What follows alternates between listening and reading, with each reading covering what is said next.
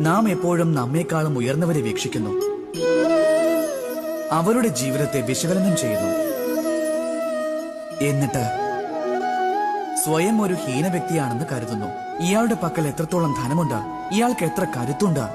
പക്ഷെ എന്റെ പക്കൽ ഒന്നുമില്ല. ഞാൻ എത്ര ഹീനനായ വ്യക്തിയാണ്. ഈ ലോകത്ത് ഞാൻ ഒന്നും തന്നെയല്ല. ഇങ്ങനെ സംഭവിക്കാറില്ലേ? പക്ഷെ ഒരിക്കലും അങ്ങനെയല്ല. നിങ്ങളുടെ പക്കലും വളരെ അധികമുണ്ട്. ഒന്ന് തിരിഞ്ഞു നോക്കൂ. ഒരു വിശക്കുന്ന മനുഷ്യന് ഒരു നേരത്തെ ഭക്ഷണം ലഭിക്കുകയും അയാൾ അത് മറ്റുള്ളവർക്ക് ദാനം ചെയ്യുകയും ചെയ്താൽ അതിനേക്കാൾ പുണ്യമായ പ്രവൃത്തി വേറൊന്നും തന്നെയില്ല.